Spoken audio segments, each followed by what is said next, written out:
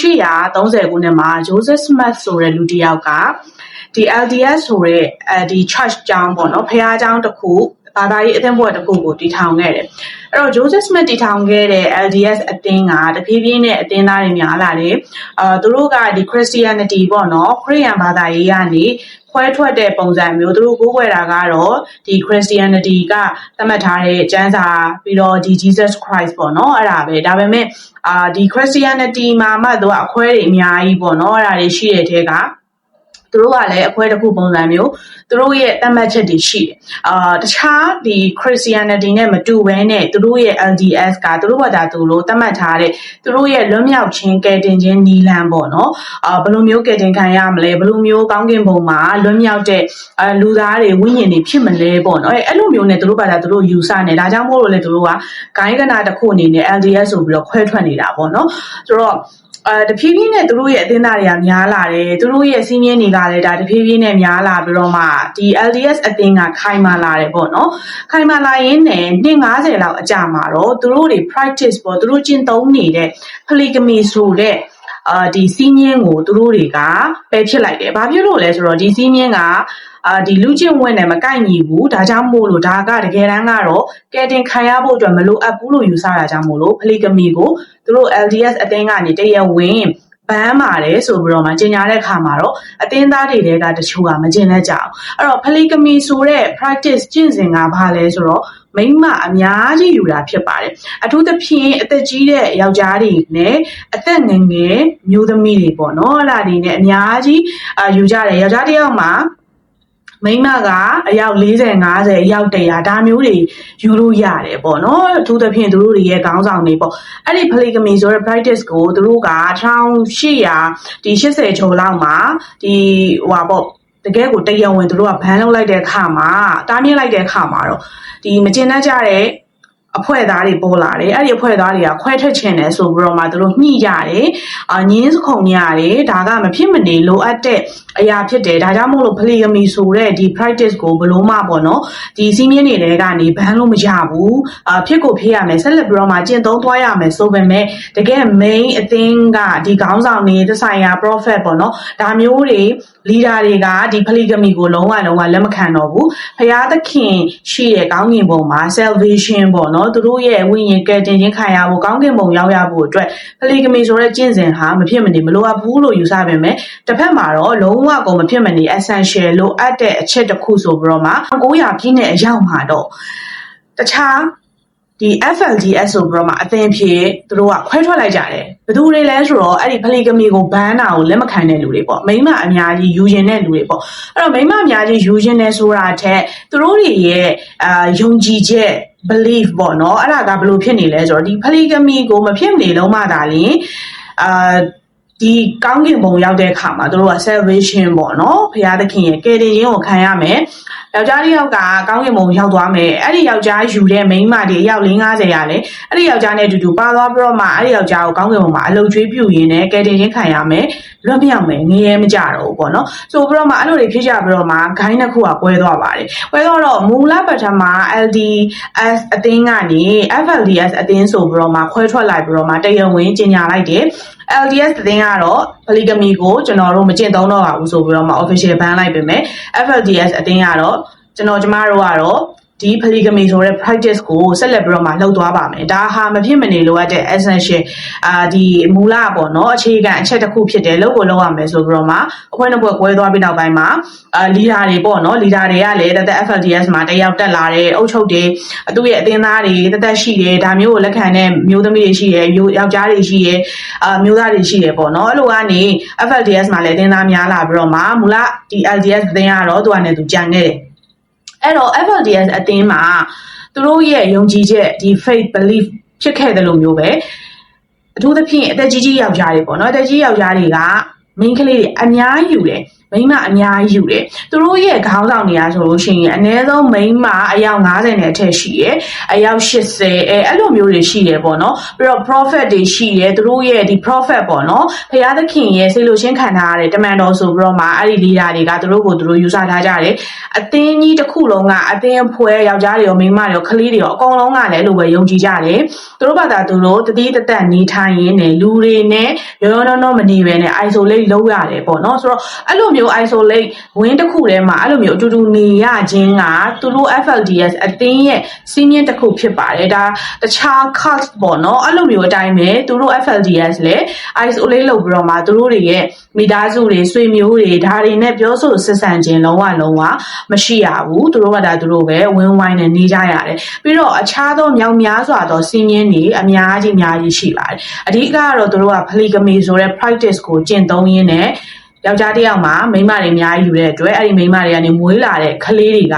ရာချီရှိနေပါတယ်အဲ့လိုနဲ့နေ့တစ်ခုအရောက်မှာ FLDS အသင်းရဲ့ခေါင်းဆောင်ဖြစ်သူက Rulon Jeff ဆိုတဲ့လူတစ်ယောက်ဖြစ်လာတယ်ပေါ့နော်ဆိုတော့ Rulon Jeff ကမိန်းမအယောက်65ယောက်လောက်ယူတယ်ငယ်ရွယ်တွေကိုအသက်ကြီးတဲ့လူတွေကိုပေါ့နော်အဲ့ဒီမျိုးသမီးတွေယူတယ်သူ့ရဲ့အသင်းသားတွေကလူတွေကလည်းတယောက်ကိုမိန်းမဥမာ10ယောက်ရှိတဲ့လူလို့9ယောက်ရှိတဲ့လူလို့အယောက်20ရှိတဲ့လူလို့ဒါမျိုးတွေပေါ့နော်လူတွေအများကြီးပါလို့ဆိုတော့သူတို့တွေရဲ့ practice က polygamy ဆိုတဲ့ plural marriage ပေါ့နော်လက်ထပ်မှုကိုအများကြီးလုပ်လေအဲ့ဒီအမျိုးသမီးတွေကလည်းသူတို့ရဲ့ဝိညာဉ်ကကောင်းကင်ဘုံရောက်လေပေါ့အဲ့တော့အဲ့လိုမျိုးမဖြစ်မနေလောက်အောင်ဖြစ်တဲ့အတွက်သူတို့တွေကလည်းဒါကိုယုံကြည်တဲ့အတွက်ယူကြတာပဲချင်းရံဖြစ်တာမျိုးတွေသိရမလားလူတာမျိုးတွေဒါမျိုးတွေလည်းမရှိကြဘူးဘာလို့လဲဆိုတော့သူတို့တွေရဲ့ယုံကြည်မှုက polygamy ဖြစ်နေတဲ့အတွက်ပေါ့နော်အဲ့တော့အဲ့ဒီအသင်းကိုဝင်မယ်ဆိုလို့ရှိရင်လူတွေနဲ့လူမှုပတ်ဝန်းကျင်နဲ့ isolate လုပ်ရပါတယ်ဆိုတော့ American နိုင်ငံမှာသူတို့ရဲ့အသင်းတွေကတနေရာလေးရှိတာတော့မဟုတ်ဘူးဂိုင်းခွဲပေါ့နော် branch လို့ပဲထားပါတော့အဲ့ဒါက4-5ခုလောက်ရှိတယ်ဥပမာ Utah တို့ပြီးတော့ Hillsdale တို့ပြီးတော့တခြားနေရာတွေပေါ့အဓိကသူတို့နေရာတွေကဘယ်လိုနေရာမျိုးတွေလဲဆိုတော့တဲကန်နာရနည်းနည်း6တွေ့တဲ့နေရာပေါ့ဆွတ်တဲ့နေရာမျိုးတွေမဟုတ်ဘူးသူတို့ရွေးတဲ့နေရာတွေကအဲ့လိုတဲကန်နာရနည်းနည်း6တွေ့တဲ့နေရာဆိုတော့လူတွေကတော်တော်အဲ့ဒါမှလာမနေကြတော့ဘူးလေစိမ့်ဆုံနေမယ်ရာသီဥတုကအများအားဒီလိုမျိုးပေါ့နော်အဆင်ပြေနေမယ်ဆိုလို့ရှိရင်လူတွေအများကြီးရှိမယ်ပေါ့အဲ့တော့အဲ့လိုနေရာတွေကိုရှောင်ရှားပြီးတော့မှအဓိကတော့တဲကန်နိုင်ရတော့ယူထားတို့ဘာတို့မှာတဲကန်နိုင်ရလို့ပုံစံမျိုးနေရာတွေရှိတယ်အဲ့ဒီနေမှာသူတို့တွေကသူတို့ရဲ့အဝင်းဝိုင်းနဲ့ဒီလိုမျိုးနဲ့ပေါ့နော်ဆိုတော့သူတို့ရဲ့ဖန်ငွေကဘယ်လိုမျိုးလှုပ်ရှားလဲဆိုလို့ရှိရင်ငကိုတဲကလည်းဟိုရင်1900ပြည့်နှစ်တွေကခွဲထွက်လာတဲ့ကသူတို့ရဲ့ဖန်ငွေရှိလာတယ်စီးပွားရေးတွေအမြောက်များရှိပါတယ်construction site ပေါ့နော်စောက်လို့ရေးဒီလိုမျိုးလုပ်ငန်းခွင်တွေအများကြီးရှိတယ်သူတို့ FLDS အသင်းတွေပိုင်တဲ့အသင်းပိုင်တဲ့ဟာပေါ့အဲ့တော့အခွဲတွေ5ခုပဲရှိသူတို့ရဲ့ခေါင်းဆောင်ကတော့ coach လို့ပြောရတယ်လို့မျိုးပဲခေါင်းဆောင်ကတယောက်ပဲရှိပါတယ်အဲ့ဒီတယောက်ကလည်းသူ့ကိုယ်သူ prophet တယောက်ဖြစ်တယ်ဘုရားသခင်ကဆေးလွတ်ထားတဲ့တမန်တော်တယောက်ဖြစ်တယ်လူတွေကိုကယ်တင်နေတာဖြစ်တယ်ပေါ့အဲ့တော့သူ့ရဲ့ပါဇက်ကပြောသမျှကဥပဒေဖြစ်တယ်ငင်းဆန်ခွင့်မရှိဘူးလွန်ဆန်ခွင့်မရှိဘူးဒါကမဖြစ်မနေကိုကယ်တင်ခံရဖို့အတွက်လုပ်ကိုလုပ်ရမယ်ဥပဒေဖြစ်တယ်သူတို့ရဲ့အဝင်းဝိုင်းထဲမှာပေါ့နော်အဲ့တော့သူတို့ရဲ့စီးပွားရေးတွေထုံးစံအတိုင်းပဲရှေးကဂျင်ဂျုံဆိုလို့စားတောက်ဆိုင်တွေ construction site တွေဒီဟာမှာကတော့ပို့ပြီးတော့မှသူတို့ရဲ့ဖန်ငွေကတော်တော်လေးကိုတောင်းနေလူလည်းအရန်တောင်းချီများတယ်လို့သူတို့ရဲ့ member ဝင်က1000ခွဲလောက်အဲ့ကြားမှာရှိတယ်လူလည်းအရန်များတယ်လို့သူတို့ရဲ့ဒီစီးပွားရေးတွေကလည်းတကယ်ကိုအကြီးတွေပေါ့နော်တိတိပစ္စည်းညောက်တောက်လေးမဟုတ်အကြီးတွေပေါ့နော်အဲ့ဒီဟာတွေမှာအဲ့ဒီအသင်းသားတွေအကုန်လုံးကအလုပ်လုပ်ရပါတယ်အဲ့တော့တခြားမှာဒီအဝေးကြီးမှာရှိနေတဲ့ construction site တွေရှိတယ်လို့ဒီ site ခင်းတွေမှာအလုပ်လုပ်ရတာမျိုးတို့ဒီ agriculture ပေါ့စီးပွားရေးကိုလည်းသူတို့ကနည်းနည်းအကြီးကျယ်ပေါ့နော်တတိုင်းလောက်မဟုတ်ဘဲနဲ့အကြီးကျယ်တယ်လို့မျိုးစီးပွားရေးတွေအများကြီးပိုင်တဲ့အတွက်ဝင်ငွေတွေကအများကြီးရှိတယ်အဲ့ဒီဟာတွေမှာအလုပ်လုပ်ရတာတော့သူတို့ရဲ့အသင်းသားတွေဖြစ်ပါတယ်လောက်ခဝင်ငွေလုံးဝမရပါဘူးအဲ့တော့မရဘဲနဲ့သူတို့ကဘယ်လိုနေထိုင်လဲဆိုလို့ရှိရင်သူတို့စားဖို့တောက်ဖို့လို့ဘာဖို့ညာဖို့ဒါမျိုးတွေကတော့သူတို့ရဲ့စိုက်ခင်းတွေကနေရတာတော့၎င်းဘယ်လိုမျိုးသက်ဆိုင်ရာပေါ့နော်ဒီအုပ်ချုပ်တဲ့လူတွေအဲ့ဒါတွေကခွဲဝေပေးတာတော့၎င်းဒါမျိုးနဲ့သူတို့တွေကနေ့စဉ်ရှင်သန်သွားကြတယ်ဒါကိုလည်းမကျင်တတ်တဲ့သူတယောက်မှမရှိပါဘူးဘာဖြစ်လို့လဲဆိုတော့အဲ့လိုမျိုးအလုံးများပင်ပန်းလုပ်လေကောင်းကင်ဘုံမှာကဲတင်ခံရဖို့ခွင့်ရင်းများလေဖြစ်ပါတယ်အဲ့တော့အမျိုးသမီးတွေပေါ့နော်မျိုးသမီးတွေဒီယောက်ျားတစ်ယောက်တည်းကိုပဲစုပြုံပြီးတော့မှယူရတယ်ကလေးတွေမွေးလာတယ် အလောက်ကလည်းလောက်ရတယ်ပေါ့အထူးသဖြင့်သူတို့ရဲ့ FLDS အသင်းထဲမှာအမျိုးသမီးတွေဒီမဖြစ်မနေယောက်ျားကိုအလုပ်ကျွေးပြုရတယ်အဲ့တော့ယောက်ျားကိုတခုံးမှငင်းဆန်ခွင့်မရှိဘူးတခုံးမှပြန်ပြောခွင့်မရှိဘူးအထူးသဖြင့်သူတို့ရဲ့ခေါင်းဆောင်ဖြစ်တဲ့ဒီ rule on jazz ပေါ့နော်အဲ့လိုမျိုးကိုပြန်ပြောခွင့်လုံးဝမရှိပါဘူးမနေ့မိုးလင်းမီဆိုတာနဲ့အိမ်လုံးကိုတိုင်လုံးမှာရှိတဲ့အမျိုးသမီးတွေကလောက်ရပါတယ်အမျိုးသားတွေကလောက်เสียလုံးဝမလို့ဘူးအဲ့တော့အမျိုးသမီးတွေကသူ့ရဲ့အိမ်နောက်တာဝန်တွေအိမ်လုပ်တွေ workshop ကန်စီကျန်းတိုက်ဓာတ်တွေအကုန်လုံးကိုတန့်ရှင်းနေအောင်မနေ့ကလုပ်တယ်လုပ်ပြီးလို့ရှိရင်တခါသူတို့ရဲ့ခေါင်းဆောင်ဟောပြောတဲ့ဒီဆူတောင်းတာကိုမနေ့ကျရင်တခါဆူတောင်းရတယ်ဆူတောင်းပြီးရင်တခါပြန်ပြီးတော့မှအိမ်လုပ်တွေထပ်လုပ်ရတယ်လေလုပ်တွေလုပ်ရတယ်ပြီးတော့စီးပွားရေးလုပ်ငန်းတွေမှာသူတို့တွေကသွားပြီးတော့မှလုပ်ရတယ်ဒီအမျိုးသမီးတွေကလုပ်ပြီးလို့ရှိရင်စာသင်ရတယ်ပေါ့ကလေးဆိုလို့ရှိရင်ကလေးရွယ်စာသင်ရတယ်ဆိုတော့စာသင်တဲ့အခါမှာအဲ့ဒီ curriculum ပေါ့အဲ့ဒီသင်ရိုးညွှန်းတမ်းတွေကသူတို့ရဲ့ခေါင်းဆောင်ကဆွဲပေးထားတာဖြစ်ပါတယ်အပြင်လောကကပုံမှန်ဆိုးရကအကြောင်းတွေမှာချပေးထားတဲ့ curriculum မဟုတ်ပါဘူးအဲ့တော့အဲ့ဒီစာသင်တဲ့သင်ရိုးညွှန်းတမ်းတွေမှာဘယ်လိုမျိုးသူတို့ကသင်လဲဆိုတော့ဒီ FLDS အသင်းသားမှန်သမျှဒီသေစာရှင်စာဖတ်တတ်ရင်ရပါပြီအစင်းမြင့်ပညာရေးကိုလုံးဝမသိပါဘူး။ဘာဖြစ်လို့လဲဆိုတော့မလိုအပ်ဘူး။အဲ့ဒီအစင်းမြင့်ပညာရေးမှန်သမျှဒီလိမ့်နေတာဖြစ်ပါတယ်။အဲ့လောက်အစင်းမြင့်ပညာရေးတက်ဖို့အတွက်လူတွေကမတက်မြောက်နိုင်ဘူး။ဘုရားသခင်ကသာတက်မြောက်နိုင်မှာဖြစ်တဲ့အတွက်အမေရိကန်နိုင်ငံရဲ့အစိုးရသည်လူတွေကိုလိမ့်လည်ပြီးတော့မှဒီအစင်းမြင့်ပညာရေးဖြစ်တဲ့ science တို့သိပ္ပံပညာ physics chemistry ပြီးတော့သမိုင်းပေါ့နော်အဲ့ဒါတွေကိုလိမ့်လည်ပြီးတော့သင်တာဖြစ်တဲ့အတွက်ဒါတွေကိုသင်ကြမလို့သေစာရှင်စာဖတ်တတ်ရင်ရပြီဆိုရင်သူတို့ကိုစာရေးတတ်ဖတ်တတ်နားထောင်တတ်အောင်ပေါ့နော်အဲ့လိုမျိုးပဲသင်ပါတယ်အဲ့ဒါသင်ပြီးရင်ပြီးသွားပြီအဲ့တော့ဘာတွေစစ်သင်နေလဲဆိုတော့သူတို့ဘာသာရေးရဲ့ဟောပြောချက်တွေဘုရားသခင်ကဘယ်လိုကဲတင်မှာအမျိုးသမီးတွေကဘယ်လိုမျိုးယောက်ျားတွေကိုအလုပ်ကျွေးပြုမှာကောင်းကင်ဘုံရောက်တဲ့ခါမှာလည်းအဲ့ဒီယောက်ျားတွေကိုထပ်မံပြီးတော့မှအလုပ်ကျွေးပြုရင်းနဲ့ကဲတင်ခံရမှာကောင်းကင်ဘုံရောက်မှာဒါကြောင့်မို့လို့သပင်လည်းမညှက်ရဘူးသူတို့တွေရဲ့စီးမြင်းတွေအထဲမှာပါတာကအဓိကတော့အမျိုးသမီးတွေပေါ့အဲ့ဒီအမျိုးသမီးတွေဒ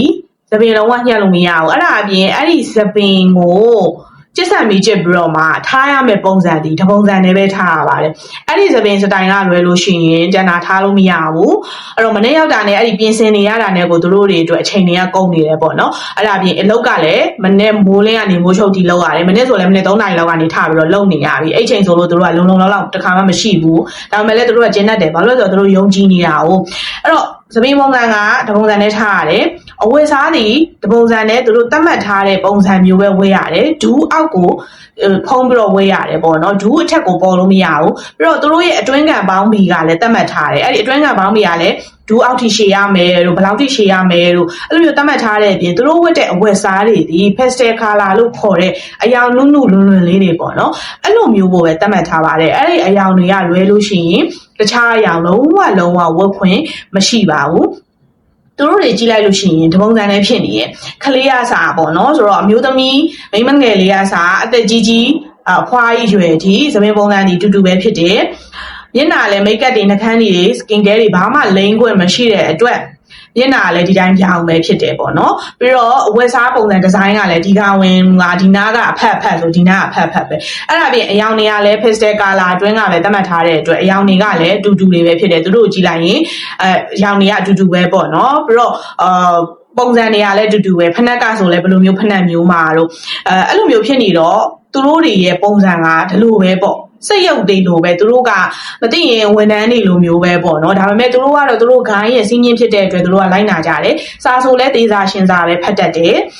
TV လုံးဝကြည့်ခွင့်မရှိပါဘူး TV တွေ television တွေဒီလိုမျိုးတွေကနေကျင်ညာတာဒီအစိုးရကလိမ့်လည်နေတာဖြစ်တဲ့အတွက်ဒီလိုမျိုး advance ပေါ့နော်ဒီခေတ်သစ် modern technology ကိုသုံးခွင့်မရှိပါဘူး internet လုံးဝသုံးလို့မရဘူးဖုန်းသုံးချင်တယ်ဆိုလို့ရှိရင်ဒီ internet တွေ game တွေဆော့လို့ရတယ်ဒါလို mobile phone မဟုတ်ဘဲနဲ့ keypad ပေါ့နော်ဖုန်းဆက်လို့ရရင် keypad ကိုဒါမ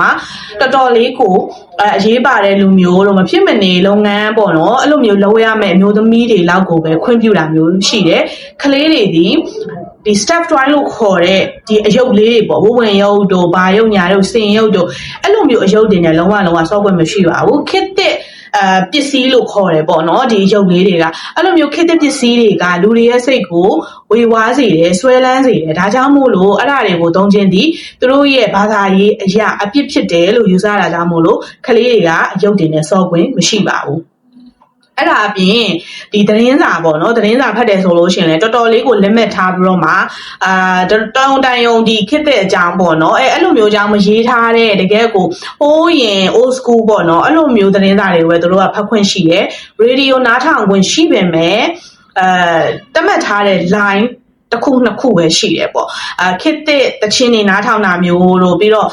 ဒီခေတ်သစ် technology နဲ့ပတ်သက်ပြီး science နဲ့ပတ်သက်ပြီးတော့မှလွှင့်တဲ့ရေဒီယိုဌာနတွေလေတိုင်းနေဆိုလို့ရှိရင်ဒီ FLDS အသင်းသားတွေကလုံးဝနားထောင်ခွင့်မရှိပါဘူးအဲ့တော့သူတို့ရဲ့ daily life ကမနေ့ဆိုလို့ရှိရင်ဆူတောင်းတာနေ့လယ်ဆိုရင်ဆူတောင်းတာညဆိုလို့ရှိရင်လည်းဆူတောင်းတာကာခုံတာတချင်းဆိုတာသူတို့တချင်းနဲ့သူတို့ပေါ့လေတချင်းဆိုတာဒီဘုရားသခင်ကိုသူတို့ပူဇော်တဲ့တချင်းတွေရေးတာမျိုးလို့ဒါမျိုးနဲ့ပဲကုံဆုံးနေပြီးတော့အမျိုးသမီးတွေဆိုလည်းတနေ့ကုန်တနေ့ကန်အိမ်လှုပ်လိုက်အပြင်လှုပ်လိုက်ရာလှုပ်လိုက်အာလူတူးလိုက်ဂျုံဆိုင်လိုက်ဂျုံရိတ်လိုက်ပေါ့နော်အဲ့လိုနဲ့ပဲပြီးဆုံးနေတယ်တခါသူတို့ကိုသူတို့တတ်ရဖြစ်အောင်ပြင်ဆင်နေရတာနဲ့မပြီးဘူးအဲ့ဒါအပြင်အမျိုးသမီးတွေဒီလုံးဝငိုခွင့်မရှိဘူးဒေါသထုတ်ခွင့်မရှိပါဘူးဘာလို့ဆိုတော့ငိုတာဒေါသထွက်တာဒီ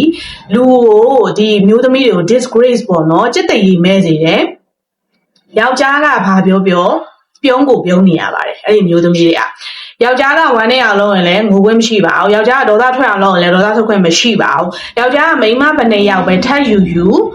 ရံဖြစ်လို့မရဘူးစိတ်တူလို့မရဘူးတဝင်တူလို့မရဘူးဝမ်းတာပေးရမယ်အဲ့လိုမျိုးသတ်မှတ်ထားတယ်ပေါ့နော်အဲ့တော့မျိုးသားတွေကိုဘယ်လိုသတ်မှတ်ထားလဲဆိုတော့မျိုးသားတွေဒီလေသတ်မှတ်ထားတဲ့ဝတ်စုံဝဲရတယ်ဒါပေမဲ့သူတို့တွေမှာကဟိုလိုမျိုး main ကလေးတွေလောက်တော့သူတို့ပြင်းညစ်ချစ်တွေတားမြစ်ချစ်တွေမများဘူးဟိုမှာရှက်အင်ကြီးတို့ပြီးတော့သမင်ပုံစံငါတပုံစံနဲ့ပဲထားရတာမျိုးတို့အဲ့လောက်ပဲရှိတယ်တက်တူးမထိုးရဘူးခန္ဓာကိုယ်မှာအပေါက်မဖောက်ရဘူးဒီလောက်ပဲဖြစ်ပါတယ်အဲ့တော့သူတို့ရဲ့ဒီအတိုင်းဝမ်းထဲမှာလူကတောင်းချီရှိနေတာအဲ့ဒီတောင်းချီပေါ့နော်1000ကနေ1000ခွဲအောက်အဲ့ဒီဂျားထဲမှာသူတို့တွေရဲ့ဒါမျိုးတွေရှိနေတယ်တချို့ထွက်ပြေးတာမျိုးတွေရှိတယ်ဒါတွေကမမှန်ဘူးဆိုပြီးတော့မှဒီလောကကြီးနဲ့ဆက်သွယ်ဖြတ်ထားတော့ပေါ့နော်ထွက်ပြေးတာမျိုးတွေလည်းရှိတယ်ဒါပေမဲ့တော်တော်များများကတော့ဒီ FLDS အသင်းရဲ့တညစ်ချစ်တွေစည်းမျဉ်းတွေကမှန်တဲ့အတွက်သူတို့ကချိန်တန်လို့ရှိရင်သူတို့ရဲ့ဝိညာဉ်ကယ်တင်ခံရမှာကောင်းကင်ဘုံရောက်မှာဒါကြောင့်မို့လို့ယောက်ျားတွေကိုအလုပ်ကြွေးပြူရမယ်ဆိုပြီးတော့မှသူတို့ကိုသူတို့တတ်မှတ်ပြီးတော့မှနေတာမျိုးတွေလည်းရှိတယ်အဲ့တော့ယောက်ျားတစ်ယောက်မှာမိန်းမတွေအများကြီးရှိတော့ဥပမာမိန်းမ10ယောက်ယူရပဲထားအဲ့ဒီ10ယောက်ကနေတစ်ယောက်ကိုခလေး2ယောက်စီပဲမွေးအောင်ခလေးယောက်ဘယ်လောက်ဖြစ်နေလဲအယောက်20ဖြစ်နေပြီ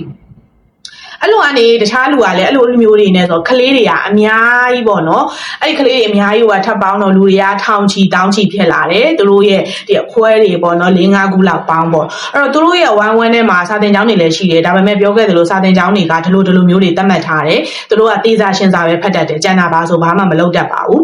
ဖတ်လည်းမဖတ်တတ်ဘူးအဲ့တော့ internet ဆိုတာလည်းမမြင်ဘူး game ဆိုတာလည်းမမြင်ဘူးခေတ်သစ်သချင်းဆိုတာလည်းမသိဘူး Britney Spears ဆိုတာလည်းသူတို့သိချင်မှသိမယ်ပေါ့နော်အဲ့လိုပုံစံမျိုးနဲ့သူတို့ရဲ့တစ်ချိန်လုံးအဓိကဦးစားပေးလုပ်ကတော့ဆူတောင်းနေရတာပဲဖြစ်ပါတယ်သူတို့ရဲ့ church ကျောင်းနေမှာပေါ့နော်အဲ့လိုမျိုးနဲ့နေထိုင်ရင်းနဲ့သူတို့စားတောက်တဲ့အစားအစာတွေကိုလည်းသတ်မှတ်ထားပါတယ်ကလေးတွေဒီအချိုလို့ပြောရမယ် sweet ပေါ့နော် sweet လို့ပြောရမယ် chocolate လုံးဝမစားရအောင်ရေခဲမုန်လုံးဝမစားရအောင်ချိုချင်တို့ချိုရည်တို့ဒါတွေကခေတ်သစ်မှာပေါ်ထွန်းလာတဲ့ဒီပစ္စည်းတွေမုန့်တွေပေါ့နော်အဲ့ဒါတွေလုံးဝစားခွင့်မရှိပါဘူးဆိုတော့ FLDS အသင်းမှာနေပြီးတော့မှမွေးဖွားလာတဲ့ကလေးတွေဒီသူတို့ရဲ့ဘဝတစ်လျှောက်လုံးမှာ staff line လို့ခေါ်တဲ့ဝဝင်ရုပ်လေးတွေသူတို့ကစားစရာရုပ်လေးတွေတခြား modern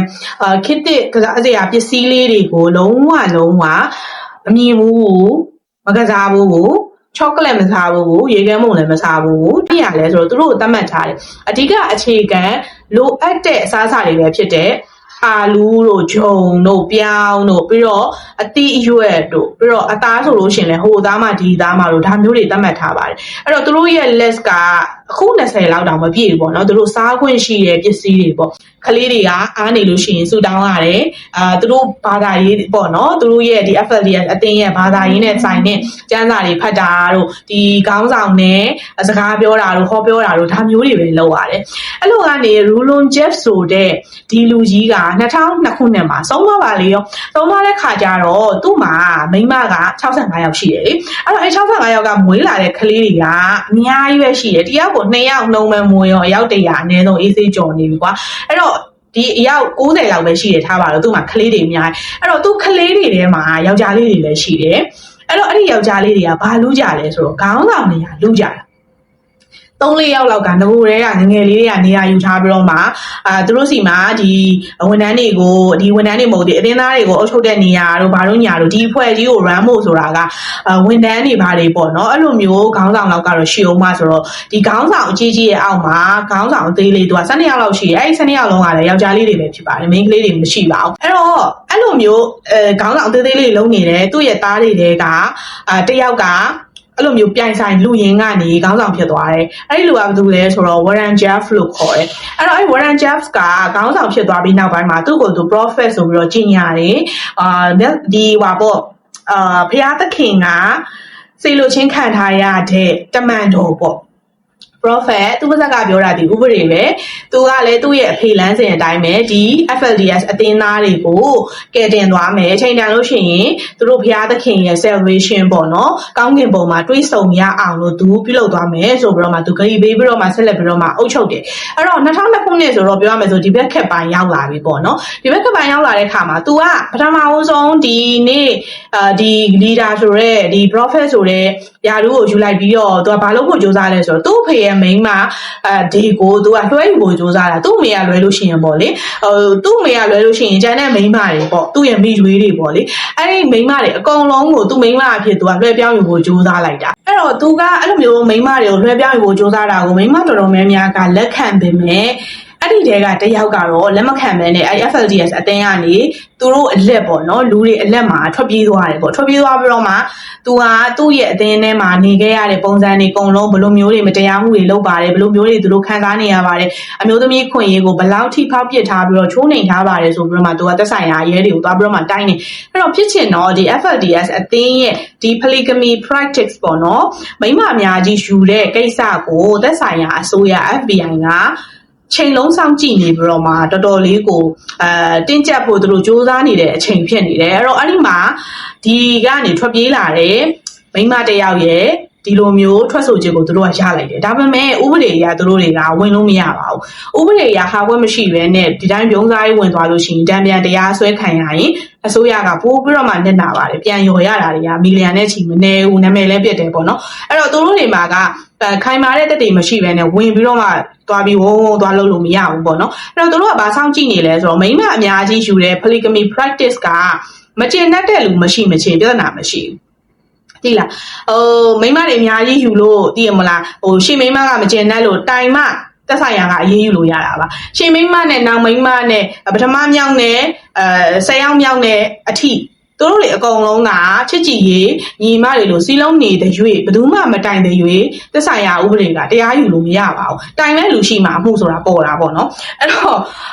့အဲ့လိုဖြစ်နေတော့ဘယ်သူမှလည်းမတိုင်ဘူးအဲ့ဒါပြင်ဘာလို့စောင့်ကြည့်နေလဲဆိုတော့အဲ့ဒီခေါင်းဆောင်ပေါ့2002ခုနှစ်မှာခေါင်းဆောင်ဖြစ်လာတဲ့ Warren Jeff ဆိုတဲ့လူကမိန်းကလေးငယ်လေးကိုအရန်ကြိုက်တာအသက်မပြည့်သေးတဲ့ကလေးတွေသူက17နှစ်လောက်ဆိုသူကယူချင်းပြီသူကအဲ့တော့17နှစ်လောက်ဆိုယူချင်းပြီပေါ့နော်အဲ့လိုမျိုးဖြစ်တဲ့အပြင်သူ့ရဲ့အတင်းသားတွေထဲမှာဆိုလို့ရှိရင်သူကဘသူကိုလက်ထပ်ရမယ်ဆိုတော့သူကဆုံးဖြတ်တာသူတို့ဘာသာသူတို့လက်ထပ်ခွင့်မရှိဘူးအဲ့တော့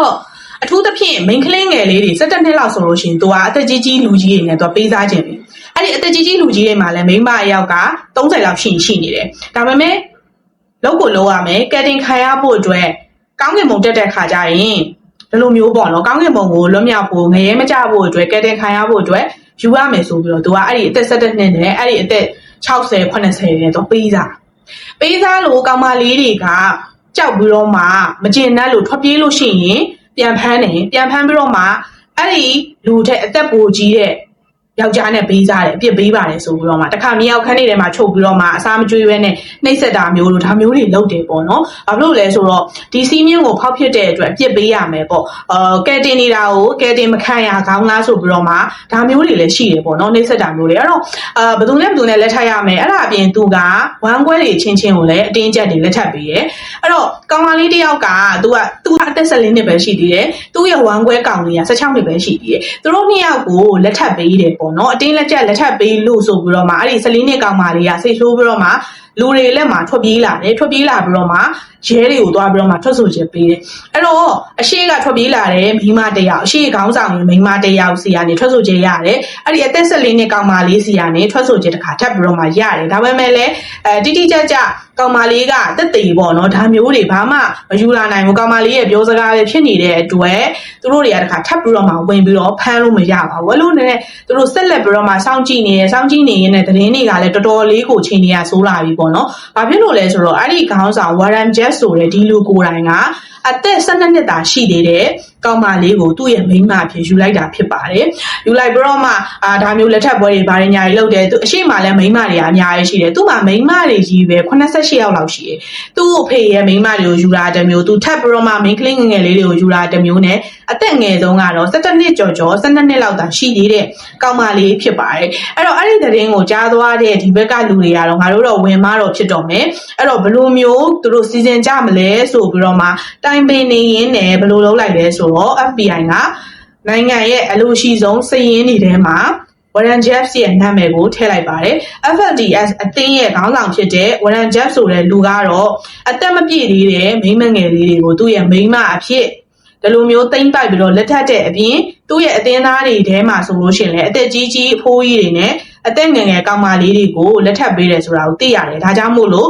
FBI ကဖမ်းဆီးဖို့အတွက်အလိုရှိပါတယ်သတင်းပေးပါဆိုပြီးတော့မှထုတ်ပြန်လိုက်တဲ့အခါမှာတော့ Warren Jeffs ဆိုတဲ့ဒီလူကထွက်ပြေးတော့တယ်အဲ့တော့သူနေတဲ့နေရာမှာမရှိတော့ဘူးပေါ့နော်အဲ့တော့ဟိုပြေးတီပြေးဟိုနေရာမှာပုံလိုက်ဒီနေရာမှာပုံလိုက်သူ့မှာလည်းအခွဲတွေက4-5ခုပေါ့နော်ပြည်နယ်4-5ခုမှာဒါမျိုးရှိတော့အဲ့ဒီမှာပတ်ပြီးတော့မှပုံနေတာသူ့ကိုသူ့ရဲ့အတင်းသားတွေနဲ့သူ့ရဲ့မိန်းမတွေကကာကွယ်ပေးထားတယ်အဲ့တော့ဘယ်သူ့ကိုမေးဘယ်သူမှမပြောတဲ့အတွက်အစိုးရကလိုက်ဖမ်းလို့မရအောင်တခါလေကြာသူကရုပ်ဖြစ်ပြီးတော့မှရှောက်သွားနေရခနေတာဘက်တွေကိုရှောက်သွားနေရပေါ့အဲ့လိုမျိုးနဲ့သူကပြင်းနဲ့2006ခုနှစ်မှာတော့ highway လမ်းမကြီးရဲ့တနေရာမှာသူ့ရဲ့ကားကိုမိခဲ့တယ်ကားပေါ်မှာသူပါလာတယ်သပင်တူးတွေပါတယ်နဲ့သူကရုပ်တွေဖြတ်ထားတာပေါ့နော်အဲ့တော့သူ့ကိုချင်းချင်းဖမ်းဆီးလိုက်တယ်ကားပေါ်မှာသူ့ရဲ့ညီကိုတွေကတယောက်ရယ်သူ့ရဲ့မိန်းမတွေကတယောက်ရယ်ပါပါတယ်စုစုပေါင်း3ယောက်ပေါ့နော်ဒါပေမဲ့အဓိကဖမ်းဆီးလိုက်တာကတော့ Warren Jeffs ဆိုတဲ့ဒီလူပဲဖြစ်တယ်သူနဲ့အတူဒေါ်လာ5သိန်း cash ပေါ့ဒေါ်လာ5သိန်းပါလာတယ်ပြီးတော့ဖုန်း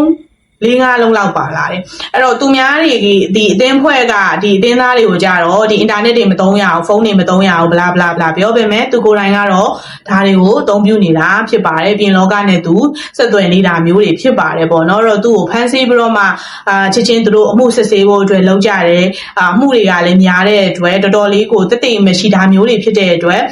အချိန်တော်တော်လေးတစ်နှစ်လောက်ယူလိုက်ရတယ်ပေါ့နော်အဲ့လိုမျိုးဖမ်းဆီးခံလိုက်ရပေမဲ့သူ့ရဲ့အတင်းဖွဲ့ကလူတွေကတော့ဘာမှသူနဲ့ against လုပ်ပြီးတော့မှထွက်ဆိုခြင်းပေါ့နော်မရှိပါဘူးသူ့စီကနေပဲထွက်ဆိုခြင်းရအောင်သူတို့တွေကတော်တော်လေးကိုကြိုးပမ်းလိုက်ရတယ်ပေါ့နော်အဲ့တော့သူကတော့ဘယ်လိုပြောလဲဆိုတော့သူ့ရဲ့ FLDS ဒီဘာသာရေး guide church ဖျားเจ้าရဲ့သူတို့ကိုးကွယ်တဲ့ယုံကြည်ချက်အရာသူတို့ရဲ့ပြည့်ညတ်ချက်တွေကဒီ polygamy practice ပေါ့နော်မိန်းမအများကြီးယူတာကကောင်းကင်ဘုံမှာကယ်တင်ခံရမယ်ဒါကြောင့်မို့လို့သူတို့ယုံကြည်တယ်ဒါကိုသူ့အနေနဲ့တရားဝင်လုပ်ခွင့်ရှိတယ်ပေါ့နော်ဆိုတော့ဥပဒေအရဟုတ်တယ်ဘာသာရေးကိုင်းနေထောင်ပြီးတော့မှတည်တယ်မို့လားဒီ Christianity ကတရားဝင်နေတယ်လို့မျိုးပဲသူတို့ရဲ့ FLDS ကလည်းတရားဝင်နေတာပဲလေမှန်ပါတယ်ကိုးကွယ်လို့ရတယ် church ထောင်လို့ရတယ်ဘာသာရေးကိုင်းနေထောင်ကျင်တဲ့လောက်ထောင်လို့ရတယ်ဥပဒေရတရားဝင်လည်းမှတ်ပုံတင်ထားတာမျိုးတွေရှိတယ်အဲ့တော့ဟုတ်တယ်ဒါပေမဲ့မင်း practice လုပ်နေတဲ့ polygamy ဆိုတဲ့ဒီမိန်းမအများကြီးယူတာပေါ့နော်အဲ့မိန်းမအများကြီးယူတာကလည်းအဲ့ဒီမိန်းမတွေအချင်းစင်ပြင်းနေတဲ့ရွေးကလည်းငါတို့ဘာမှလုပ်လို့မရအောင်ငါတို့အေးအေးယူနေမရအောင်အခုချိန်ဒီဘယ်သူမှလည်းမေးလို့မရအောင်ပေါ့နော်ဥပမာမိန်းမတယောက်ကမကျင်တတ်လို့ဆိုလို့ရှိရင်တော့ဒါသူတို့ကအမှုဖွင့်လို့ရတယ်အကောင်လုံးကကျင်တတ်ပါတယ်သူတို့ဒီခေါင်းဆောင်ပြောတဲ့အတိုင်းပဲသူတို့ကလိုက်နာမှာပါဆိုတော့လုပ်လို့မရအောင်ဒါပေမဲ့မင်းရဲ့ပြစ်ကဘာလဲဆိုတော့အသက်မပြည့်သေးတဲ့ကလေးတွေကိုမင်းရဲ့အသင်းဖွဲ့တွေကြားထဲမှာအချင်းချင်းအတင်း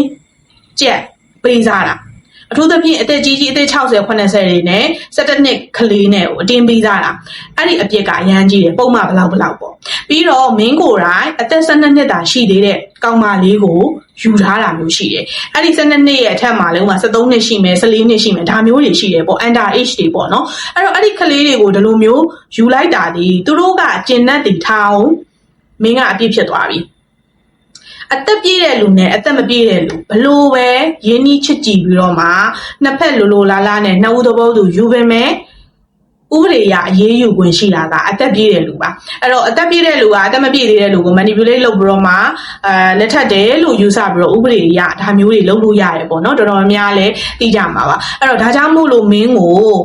အသက်မပြည့်သေးတဲ့ကလေးကိုလိင်ပိုင်းဆိုင်ရာစော်ကားမှု तू အဲ့ကလေးကိုယူပြီးတော့ तू မိန်းမဖြစ်သွားပြီ तू အိတ်တာလေအဲ့တော့လိင်ပိုင်းဆိုင်ရာစော်ကားမှုနဲ့မင်းကိုအမှုတင်တယ်ဒီအသက်မပြည့်သေးတဲ့ under marriage ကိုအတင်းအကျပ်ခိုင်းစေမှုနဲ့မင်းကိုအမှုတင်တယ်ဆိုပြီးတော့မှအဲ့ဒီအမှုတွေအကုန်လုံးပေါင်းပြီးတော့ထောင်ဒဏ်တစ်သက်ကျွန်း plus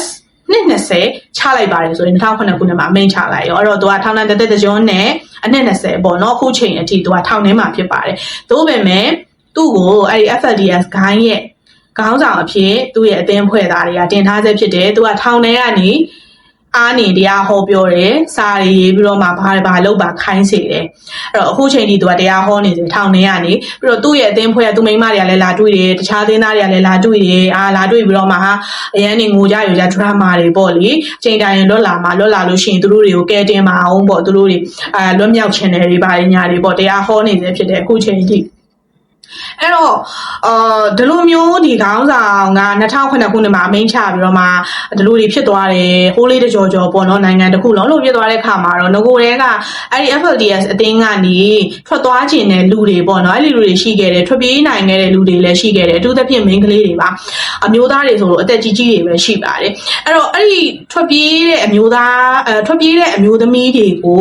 သက်ဆိုင်ရာ NGO ဖွဲ့စည်းတွေတခြားဖွဲ့စည်းတွေရှိတယ်အဲ့ဒီ FLDS အတင်းကနေထွက်ပြေးပြီးတော့မှတက်ပေါ့နော်ဒီလိုမျိုးအဖွဲ့တီထောင်ထားပြီးတော့မှဒီအဖွဲ့တွေကနေထွက်ပြေးခြင်းတယ်ဆိုရင်ငါတို့ကူညီပေးမယ်ငါတို့နင်တို့တွေကိုဒီထောင်ပေါ့နော်ဒီထောင်ထဲကနေလွတ်မြောက်အောင်ကူညီပေးမယ်ဆိုပြီးတော့မှတက်ထောင်ထားတဲ့ဖွဲ့စည်းတွေလည်းရှိတယ်တခြား NGO တွေလည်းရှိတယ်ပေါ့နော်အဲ့တော့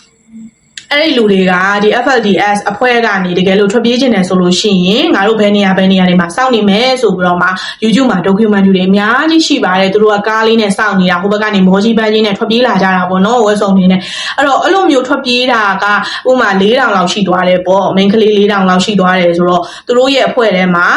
8000 9000ပေါ့နော်1000လောက်တော့ကြန့်ရှိနေစေဖြစ်ပါတယ်အခုချိန်အထိပေါ့နော်ကြန့်ရှိနေစေသူတို့တွေရဲ့စီးပွားရေးအရာ construction တွေတခြားစားတောက်ဆိုင်ဒီလိုမျိုး fan ပေါ့နော်ဒီလို farming လုပ်တဲ့ဟာတွေ agriculture ဒါတွေကလည်းစီးပွားရေးလုပ်ငန်းတွေကလည်းဒေါ်လာတွေအများကြီးဝင်နေစေဖြစ်ပါတယ်သို့ပေမဲ့စီးမြင့်တွေကိုတော့တဖြည်းနဲ့ဒီလိုက်လျောညီထွေပြအောင်သူတို့က short ချလိုက်ပြောလို့ဆိုရှေ့ရခေါင်းဆောင်ကြီးကဒီလိုမျိုးရေယူခံလိုက်ရပြီလေရေယူခံလိုက်ရတော့ဒီအသက်မပြည့်သေးတဲ့ main ကလေးတွေကိုလည်းသူတို့က marriage လုပ်လို့မရတော့ဘူးဒါပေမဲ့သူတို့ရဲ့ယုံကြည်ချက်ဖြစ်တဲ့ polygamy practice ပေါ်မိမအများကြီးယူတာကိုတော့အခုချိန်ထိban ဖြစ်သေးဘူးနောက်ထပ်ခေါင်းဆောင်တယောက်ကတက်လာတယ်ပေါ့သူ့ကိုဖမ်းပြီးတော့ဒီ2008 2009လောက်မှာတက်လာတယ်ပေါ့တက်လာပြီးတော့မှသူတို့တွေကိုဆက်လက်ပြီးတော့အုပ်ချုပ်နေတယ်ဒါပေမဲ့အဲ့ဒီခေါင်းဆောင်ကိုပြန်ပြီးတော့အုပ်ချုပ်နေတာကတော့ထောင်ထဲကသူတို့ရဲ့ခေါင်းဆောင်ဖြစ်ခဲ့တဲ့ Warren Jeffs ပဲဖြစ်ပါတယ်အဲ့တော့သူတို့ရဲ့အသင်းဒီထဲမှာယောက်ျားလေးငယ်လေးတွေကမရှိမိန်းကလေးတွေနဲ့မိန်းမငယ်လေးတွေရဲ့ကလေးဆိုလို့ရှိရင်လည်းအရန်ငယ်သေးတဲ့ကလေးယောက်ျားလေးပေါ့4 5 6 2 10နဲ့အဲ့လောက်ပဲရှိတယ်ပြီးတော့အသက်ကြီးတခါ generation ကအဲ့ဒီယောက်ျားလေးတွေမှာလို့ဟသွားတာပေါ့နော်10နှစ်လောက်ယောက်ျားလေးရယ်10နှစ်ကနေဒီ40 45လောက်အဲ့ဒီဂျားရဲ့အသက်အရွယ်မရှိဘာလို့မရှိရလဲဆိုတော့အဲ့ဒီ FLDS ရဲ့ခေါင်းဆောင်ဖြစ်ခဲ့တဲ့ Warren Jeffs ကအဲ့လောက်အရွယ်လေးလူရိုပေါက်ရွယ်ဆိုလို့ရှင်အဲ့ဒီအဖွဲ့တွေကနေသူကမောင်းထုတ်လိုက်တာမောင်းထုတ်တာကသူကနီလန်မျိုးရှိတယ်ပေါ့နော်ဒီတိုင်းပဲထွက်သွားတော့မင်းကနေရောက်ပေါက်ရထွက်သွားတော့ဆိုပြီးတော့မှမောင်းထုတ်တာကတခုနောက်တစ်ခုကကြတော့သူတို့ရဲ့လုပ်ငန်းတွေဖြစ်တဲ့ construction site တွေရှိတယ်တကယ်ကိုအလုပ်ကျန်းတွေပေါ့နော်အဲ့ဒီအလုပ်ကျန်းတွေကတကယ်ကိုဝေးလံခေါင်ဖျားပေါ့နော်အဲ့ဒီနေရာတွေမှာသွားပြီးတော့လုပ်ရတာအဲ့တော့ဒီအဖွဲ့နဲ့အရန်ဝေးသွားပြီအဲ့တော့အဲ့ဒီဝေးတဲ့နေရာတွေကိုပို့ပြီးတော့မှလုံးဝပြန်ခေါ်လာဘူးအဲ့ဒီ construction site စားလုပ်ရေး site တွေမှာအလုပ်လုပ်နေနဲ့ထွက်ပြေးသွားရင်လည်းကြိုက်တယ်လို့ထွက်ပြေးရင်ထွက်ပြေးလိုက်မခေါ်ပါဘူး main ကလေးတွေလို့အဲ့ တော့ main ကလေးထွက်ပြေးရင်တော့အတင်းလိုက်လံဖန်ဆီးပြီးတော့ပြန်ခေါ်တယ်အဲ့ဒီယောက်ျားလေးတွေကကြိုက်တဲ့လောက်ထွက်ပြေးလုံးဝပြန်ခေါ်သွားကျင်တဲ့နေရာသွားဒါလေးတွေကို तू ကဘာဖြစ်လို့ဒီလိုမျိုးအပြင်ကိုခွဲထုတ်ပြီးတော့မှမင်းတို့ဘာသာမင်းတို့တနိုင်ငံလုံးကြိုက်တဲ့နေရာသွားဂူးမဆိုင်အဓိကအဲ့ဒီဖွဲ့တွေကိုပြန်မရောက်လာဘူးပဲအဲ့တော့အဲ့ဒီယောက်ျားလေးတွေကိုဘာဖြစ်လို့လောက်တာလဲဆိုတော့ယောက်ျားလေးတွေလူမျိုးပေါက်ရွယ်ဖြစ်လာတဲ့အခါမှာတခြားဆယ်ကျော်တဲ့ကောင်းမလေးတွေနဲ့ချစ်ကြကြိုက်ကြမယ်တဘာဝရလူဘာဝရချစ်ကြကြိုက်ကြမယ်ညားကြမယ်ဒါကို तू ကမလိုအဲ့လိုပဲဖြစ်ပါတယ်မလိုလားဘူးပေါ့ဘာဖြစ်လို့လဲဆိုတော့သူ့ရဲ့ရည်ရွယ်ချက်ကသူတို့ပြဋ္ဌာန်းထားတဲ့ပညစ်ချစ်တွေအရာစီးမြင့်တွေအရာအသက်ငယ်ငယ်မိန်းကလေးတွေဒီကောင်မလေးကအသက်16နှစ်လောက်ဆိုလို့ရှိရင်သူယူမဲ့ယောက်ျားကအနည်းဆုံးအသက်50လောက်ဖြစ်ဖို့ဖြစ်နေရမယ်အသက်ကြီးယောက်ျားတွေနဲ့အသက်ငယ်ငယ်မိန်းကလေးတွေနဲ့အဲ့လိုမျိုးယူရမယ်အဲ့တော့ရွယ်တူချင်းချင်းယူတာမျိုးကိုသူကမလိုလားဘူးအဲ့ဒါအပြင်သူ့ကိုကလန်ကန်ဆန်ပြန်လုပ်လာမှာဥပမာကောင်လေးနဲ့ကောင်မလေးကချစ်ကြိုက်သွားရင်သူတို့ယူချင်းတယ်ဒါပေမဲ့ तू ကသဘောမတူတဲ့အခါမှာမလုပ်လာမယ်အဲ့ဒီနေရာကကလန်ကန်ဆန်လုပ်လာမယ်အဲ့လိုမျိုးလူတွေများလာမယ်လေလူကတောင်းချီရှိနေတာအဲ့တော့အဲ့ဒါကိုမလိုလားဘူးပေါ့နော်ပြီးတော့တခြားယောက်ျားယူထားတဲ့မိန်းမတွေအများကြီးရှိမယ်အဲ့ဒီမိန်းမတွေကတယောက်နဲ့ဒီဆယ်ကျော်သက်ကောင်လေးနဲ့ကြိုက်သွားလို့ရှိရင်လည်းဒီလိုမျိုးတွေဖောက်ပြန်မှုတွေပေါ့လေအဲ့လိုတွေဖြစ်ပြီးတော့မှသူ့ကိုကလန်ကန်ဆန်လုပ်လာမယ်အဓိကကတော့သူနဲ့အင်အားမမျှတာလည်းပါတယ်အဲ့ဒီကောင်လေးတွေကကလန်ကန်ဆန်လုပ်လာလို့သူ့ကိုဝိုင်းပြီးတော့မှလုပ်ရင်သူ့ပဲခံမှာသူ့ပဲသိမှာလေအဲ့တော့ဟိုကဆယ်ကျော်သက်ဒီရမော်လာလူပြိုလေအဲ့တော့အဲ့ဒါတွေကိုမလိုအပ်တဲ့အတွက်ဒီကောင်လေးတွေပေါ့နော်အသက်12နှစ်13နှစ်လောက်လူပြိုဘဝယ်လူပြိုဝင်မီဆိုတာနဲ့ဒီ FLDS အဝင်ဝိုင်းဒီအတိုက်ဝန်းကြီးကနေသူကအပြင်ကိုထုတ်လိုက်တော့တာအဲ့တော့တခြား construction မှာသွားလုံးမလားသွားလုံးအဲ့ဒီကနေထွက်ပြေးရင်လည်း line မခေါ်ဘူးမင်းတို့သွားဟိုတဲကလည်းတေးစားရှင်းစာပဲဖတ်တတ်တာလေတေးစားရှင်းစာပဲဖတ်တတ်တယ်တခြားရောက်သွားတော့လေသူတို့မှာ ID ကတ်မရှိဘူးအဲ့ဒီအတင်းအဖွဲ့သား followers တွေအကုန်လုံးမှာသူတို့ရဲ့ ID ကတ်မရှိပါဘူးเนาะ ID ကတ်မရှိဘူးစာကလည်းတေးစားရှင်းစာပဲဖတ်တတ်တယ်ဘဏ်အကောင့်မရှိဘူးငွေဆိုရင်တပြားမှာကင်ပြီးတော့သုံးလည်းမသုံးဘူးဘဏ်အကောင့်လည်းမရှိဘူးဝင်ငွေဆိုတာလည်းမရဘူးပါဘူးအပြင်မှာလုံးလုံးဝင်လည်းအဲ့လိုပဲနေရတယ်ပေါ့နော်ဆိုတော့အဲ့ဒီကလေးတွေအထူးသဖြင့်အဲ့ဒီကောင်လေးလူငယ်ကောင်လေးတွေကို lost boy ဆိုပြီးတော့မှသူတို့ကနာမည်ပေးထားကြပါတယ်လမ်းပြောင်းနေတဲ့လူငယ်လေးတွေပေါ့သူတို့လေးတွေရဲ့ဘဝအရန်တနာဖို့ကောင်းတယ်အဲ့တော့အပြင်ရောက်တဲ့ခါမှာထွက်ပြေးချင်ပေမဲ့လည်းပညာမတတ်တဲ့အတွက်အလုပ်ကျန်းသမားတွေလမ်းဘေးကအင်ဂျီယာမဲ့တွေအဲ့လိုတွေဖြစ်တာအဲ့တော့ပညာမတတ်တဲ့အခါကျတော့သေစာရှင်စာပဲဖတ်တတ်တော့ဘာမှတွေးခေါ်တာမျိုးမလုပ်နိုင်ဘူးအလုပ်လည်းမလုပ်တတ်ဘူးအလုပ်ကျန်းပဲလုပ်တတ်တယ်ID လည်းမရှိဘူးဆိုတော့အရန်ခက်ခဲတယ်ဒီအပြင်လောကမှာသူတို့နေဖို့ပေါ့နော်အဲ့လိုကနေရဆဆနဲ့နေရင်းနဲ့တခြားဒီအသင်းအဖွဲ့တွေ NGO တွေကသူတို့ဒီကနေထွက်ပြေးလာတာကိုသိတဲ့အတွက်ကိုညီလိုက်ပြီးတော့မှသူတို့ဘဝလေးတွေကောင်းသွားတာမျိုးတွေရှိတယ်ဒါပေမဲ့လည်းအကုန်လုံးတော်တော်များများပေါ့လေ80%လောက်ကတော့ပစ္စည်းပြီးတော့မှလေလွတ်နေတဲ့ဆေးဆွဲနေတဲ့လူငယ်လေးတွေပဲဖြစ်သွားကုန်ကြတယ်ပေါ့နော်အဲ့တော့သူတို့အဖွဲ့တွေကနေထွက်ပြေးလာတဲ့လူတွေဒီကဲတင်လိုက်လို့ထွက်ပြေးလာတဲ့လူတွေကမိန်းကလေးတွေပဲဖြစ်ဖြစ်ယောက်ျားလေးတွေပဲဖြစ်ဖြစ်အပြင်လောကမှာတော်တော်လေးကိုခက်ခဲတယ်သူတို့တဘောအလုံးအင်တာနက်ဆိုတာမသုံးဘူးအဲ့တော့ယောက်ျားလေးတွေဆိုလဲဟိုတခြားကောင်လေးသူနဲ့ရွယ်သူကောင်လေးတွေကဂိမ်းဆော့နေလို့ရှိရင်လဲအဲ့ဒီဂိမ်းကိုကြည့်ပဲကြည့်သူမသိဂိမ်းဆိုတာဘာလဲမသိဘူးအင်တာနက်ဆိုတာဘာလဲမသိသူများဖုန်းသုံးလို့ရှိရင်ဘေးလေးမှာကပ်ပြီးတော့မှဘာလဲဟာဒီကဲကိုတကယ်ကို surprise ပေါ့နော်ဒီဟာကြီးကဘာကြီးလဲပေါ့နော်ဘာလို့ဆိုသူတို့တဘောအလုံးမှာမမြင်ခဲ့ဘူးလေမသုံးခဲ့ဘူးအဲ့လိုအခြေအနေမျိုးဖြစ်သွားတယ်စားဆိုရင်လည်းတုံတိုင်အောင်ပေါ့အပြင်လောကနဲ့ရှင်သူတို့က2တန်း3တန်းအဲ့လောက်ထိပဲသူတို့တွေကတက်တာဒီတက်ပို့ပြီးသူတို့ကမတက်ဘူးသိပ္ပံပညာဆိုတာဘာလဲဆိုတာသူတို့မသိဘူး H2O ဆိုတာတော့ဘာဆိုတာလည်းမသိဘူးပေါ့နော်ပြီးတော့သူတို့တွေကိုလည်းဘယ်လိုမျိုးဒီ Warren Jeffs ကဘယ်လိုပြောထားလဲဆိုတော့အမေရိကန်နိုင်ငံကလပေါ်ကိုခြေချခဲ့တာမျိုးရှိတယ်အဲ့ဒါကလိန်နာတဲ့ဘယ်လိုလိန်နာလဲဆိုတော့လပေါ်ကိုခြေချဖို့ကျဲတရားတွေစီရောက်ဖို့ဆိုတာကဖျားသခင်ပဲရောက်နိုင်တာလူတွေကမရောက်နိုင်ဘူးဒါကြောင့်မို့လို့မရောက်နိုင်တဲ့လကိုအမေရိကန်နိုင်ငံကရောက်ပါတယ်ဆိုပြီးတော့ပြောတဲ့အတွက်အမေရိကန်နိုင်ငံဒီလိမ့်နေတာ NASA ဒီလိမ့်နေတာအာကာသတွေကိုဘုရားသခင်ကလွဲလို့ရှိရင်ဘယ်သူမှမရောက်နိုင်ဘူးလူဆိုတာအာကာသတွေကိုရောက်ကိုမရောက်နိုင်ဘူးဆိုပြီးတော့မှသူတို့တွေကိုသင်ကြားခြင်းခံထားရတယ်သူတို့တွေရဲ့ဒီသင်ခန်းစာ curriculum ထဲမှာလည်းအစတွေကထည့်သွင်းထားတယ်ပေါ့နော်အဲ့လိုမျိုးတွေလည်းရှိတယ်ပေါ့ဒါကြောင့်မို့လို့သူတို့တွေကကဘာကြီးနဲ့ပတ်သက်ရင်ဘာဆိုဘာမှမသိဘူးအဲ့တော့အဲ့ဒါကို adapt လုပ်ဖို့အတွက်သူတို့တော်တော်လေးကိုခက်ခဲတယ်ပြီးတော့အမျိုးသမီးတွေပေါ့နော်မိန်းမငယ်လေးတွေဆိုလို့ရှိရင်လည်းတချို့မိသားစုတွေကမွေးစားလိုက်တာမျိုးတွေရှိတယ်။ဘယ်လိုတွေဖြစ်လာလဲဆိုတော့အဲ့ဒီအိမ်ရဲ့ယောက်ျားပေါ့နော်ယောက်ျားဆိုအကိုတွေရှိမယ်ပေါ့သူ့ကိုမွေးစားလိုက်တဲ့မိသားစုမှာအကိုတွေရှိမယ်အဖေရှိမယ်ပေါ့လေအဲ့ဒီယောက်ျားတွေကို तू ကအရန်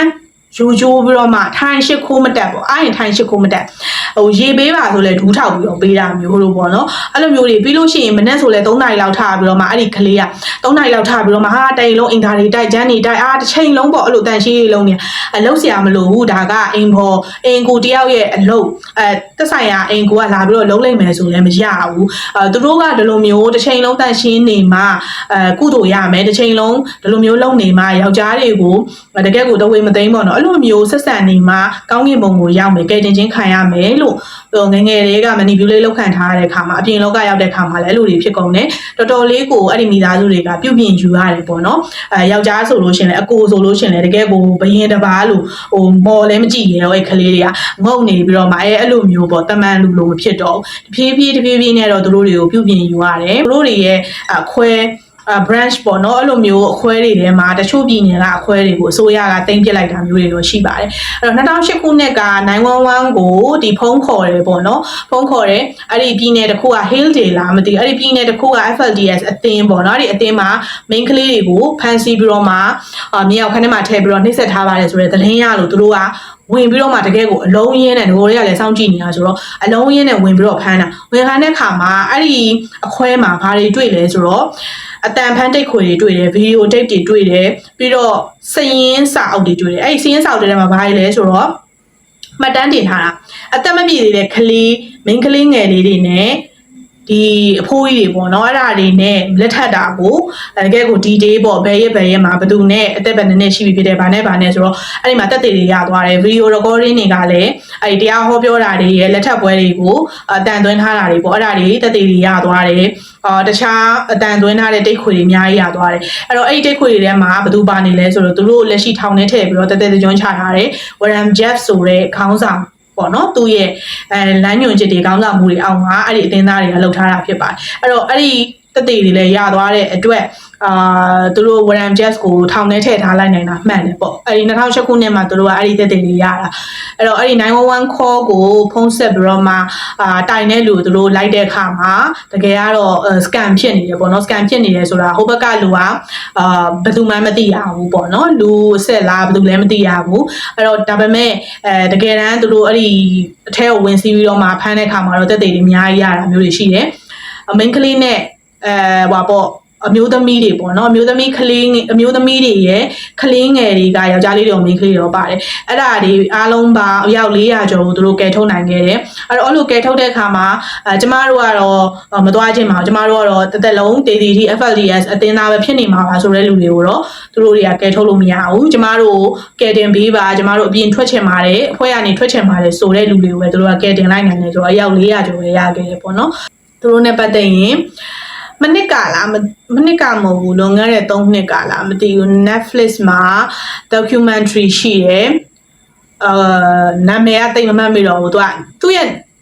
documentary ရဲ့ title ကဘယ်လိုလဲဆိုတော့ obey ဆိုတာပါတယ်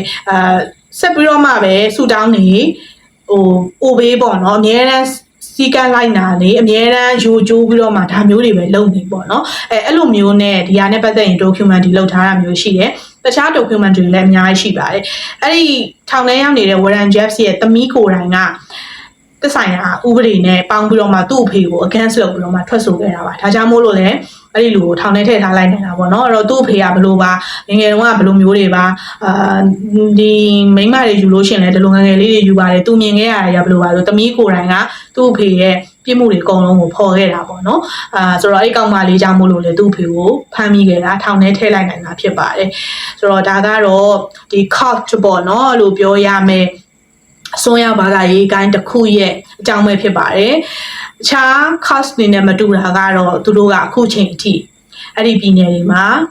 FLDS အသင်းအနေနဲ့ဆက်လက်တည်ရှိနေစ